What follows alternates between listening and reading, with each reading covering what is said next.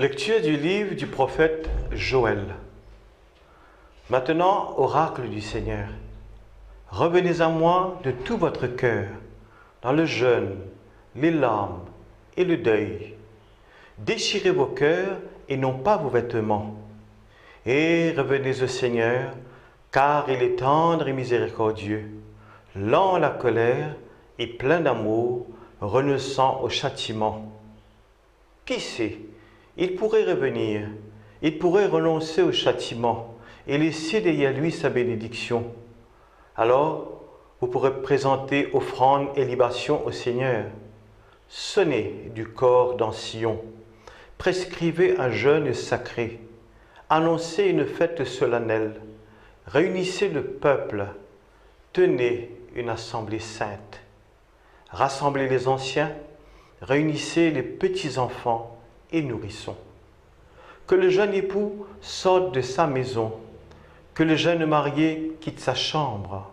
Entre le portail et l'autel, les prêtres, serviteurs du Seigneur, iront pleurer et diront « Pitié Seigneur pour ton peuple, n'expose pas ceux qui t'appartiennent à l'insulte et aux moqueries des païens. » Faudrait-il qu'on dise « Qui donc est leur Dieu ?» Et le Seigneur s'est ému en faveur de son peuple. Il eut pitié de son peuple. Mon bon frère, mon bonne sœur, nous avons actuellement un moment difficile dans le monde et dans nos pays. Côté on a une grave maladie qui s'appelle Covid-19. Et c'est une maladie qui préoccupe nous, qui tracasse nous. Mais il y a d'autres maladies qui peuvent être plus proches. Il y a une malade qui peut-être nous pas trop cause lui, mais qui nous périt. On appelle ça le silent killer. C'est en chronique de ça, ou bien malade de cœur, ou sinon on appelle une maladie cardiovasculaire. Zou docteur dit ça, ou tracassé, ou connaît les affaires pas bon. Parce qu'il peut arriver une quantité de changements dans la vie. Et ce changement-là, il est capable parfois drastique. Il peut tout faire une série de tests. Il peut tout prendre un médicament, faire un régime. Qui fait faire ça? Parce qu'il a la vie en danger. Et où envie de vivre, ou envie de survivre. À cause de ça même, on peut suivre à la lettre ce que le docteur peut dire. Nous finissons l'appel du prophète Joël en sa début de carême, en sa mercredi décembre. Quand il dit à nous une parole forte, il dit à nous, déchirez votre cœur et pas votre l'aise. Et même il dit à nous, revenez avec moi de tous votre cœur. Dieu lui-même, il adresse à nous les cœurs. Il adresse à nous les cœurs pendant ce temps de carême, d'une manière spéciale.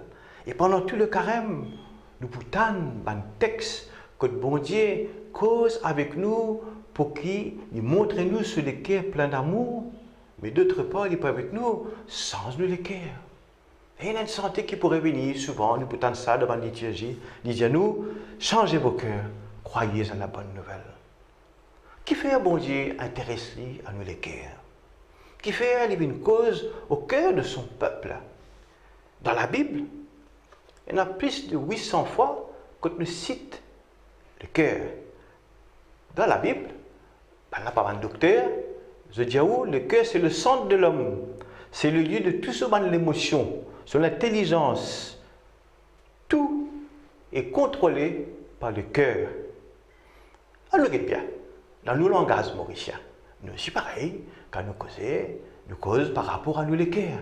Nous dire, nous avons un sentiment positif, comment nous dire aussi, nous avons un sentiment négatif. Quand nous disons, du monde est bon et qu'il est généré, nous dire, il y a un bon les cœurs. Ou sinon, il y a un les cœurs à la main. Un du monde qui est courageux, nous pouvons dire, c'est un du monde qui a un grand les cœurs. Et parfois aussi, nous pouvons dire un sentiment négatif et nous sommes capables de dire il y a un mauvais cœur, il y a un cœur dire, il y a un gros cœur, jalousie, ou sinon sur le cœur roche. Et même encore, il y a des noirs. Nous les sommes malades. Nous les sommes malades de jalousie, de haine, de violence, de méchanceté et bien d'autres. Donc, c'est un cas qui mérite d'être soigné. Et chacun connaît que ce malade était. Chacun connaît que ce faute, que ce péché était. Donc, avoir conscience de ce péché, de ce mal qui me peut faire et qui peut-être me peut faire les autres. Mais parfois, je ne suis pas même conscient le mal, la souffrance qui m'est capable de faire les autres. Et c'est pour cela qu'il nous dit des fois, nous avons les cœurs tristes, nous avons les cœurs qui ne sont pas en paix, nous avons les cœurs qui sont troublés. C'est ça les cœurs troublés là. C'est à ce cœur troublé que le Seigneur peut adresser lui.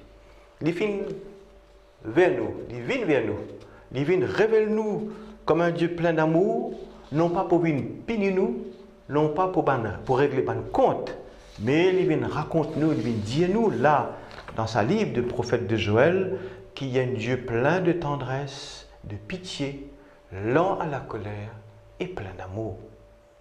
Donc, il est ouvert sur les cœurs, plein d'amour pour chacun d'entre nous. Si tu le cœur est souffrant, si tu le cœur est malade, si tu péché, il fatigue-toi. Crois qu'aujourd'hui le Christ est content de toi tel que tu étais. Il n'est pas acquise-toi. Et il n'est pas au non plus qui te passe tout le temps assiser, croire, qui te besoin culpabilise toi. Dieu est plus grand que notre cœur. Il attend nous patiemment. Il attend nos retours. Il attend le retour du pécheur. Alors, pendant ce carême, nous pouvons être regardés par le Christ. Parce que seul l'amour aimant du Christ capable de faire nous sortir de nos culpabilités, de nos humiliations. Avec lui, nous inviter pour prendre nos places de fils auprès du Père et retrouve nos dignités d'enfants de Dieu. Déchirez vos cœurs, déchirez tous les cœurs, c'est un cri qui vient de Dieu. Parce qu'il est même, il est malheureux de nous voir tristes. Allons dire, Dieu souffre de notre malheur. C'est un papa qui souffre quand il trouve nous souffrir. Alors, c'est pour cela qu'il adresse-lui à chacun d'entre nous, à nous, mais aussi à toute la communauté. Revenez à moi de tout votre cœur. C'est une démarche personnelle, mais aussi une démarche communautaire. Tout un chacun invité possible le Seigneur. Personne pas épargné. Nous tous invités pour laisser nous bousculer ensemble à cet appel de conversion. Peu importe la faute, grand ou petit, qui m'a fait commettre, bon Dieu, pas guette ça, ni guette mon démarche. Le Seigneur adresse-lui à tout un chacun, pas seulement à certaines catégories de personnes, parce qu'il nous le dit, qu'il y a une société aussi malade. Laquelle est une société malade? Et nous, les chrétiens, qui faisons partie de cette société-là, nous ne sommes pas capables de laisser nous insensibles, nous devons laisser nous interpeller. Alors en église, en communauté, en frères, nous pouvons laisser nous interpeller et nous pouvons laisser nous dire en nous-mêmes, pourquoi tant de haine? Pourquoi tant de violence? Pourquoi tant d'agressivité qui crée trop de souffrance? Est-ce qu'il y a cause d'une inégalité, d'une injustice? Alors, est-ce qu'il nous peut faire la sourde oreille à le Seigneur pendant ce temps de carême? Dieu adresse-lui à chacun d'entre nous à ce cœur meurtri, désabusé, qui finit désespéré. Nous pouvons tendre le Seigneur de nous. Venez à moi, vous tous qui peinez sur le poids du fardeau, et moi, je vous soulagerai. Parce qu'il est doux et humble de cœur. Dieu peut montrer nous toute cette tendresse, toute cette douceur. Dieu peut avec nous suivre nous, le peuple blessé. Il peut dire nous beaucoup plus loin. Il peut dire nous dans le texte de Isaïe, le carême qui bon Dieu content, ce n'est pas ce qu'il nous invente quelque chose, mais nous suivre ce qu'il demande nous. Voilà ce que le Seigneur est content de nous. Un carême qui partage ce dit pain avec celui qui gagne faim, qui accueille côté lui des gens qui sont sans abri, des gens qui couvrent lui, qui couvrent les pauvres et qui faire tomber la chaîne des injustes. Laisse le Seigneur prendre soin de tous les cas malades. Sa parole de nourriture, il vient nourrir-toi, il vient donne-toi sur l'énergie nouvelle. Le sacrement de la réconciliation et du pardon, il y a pour toi la paix intérieure, la vie nouvelle. Oui, le Seigneur Dieu, pendant ce temps de carême, je vous donnerai un cœur nouveau, je mettrai en vous un esprit nouveau. Amen.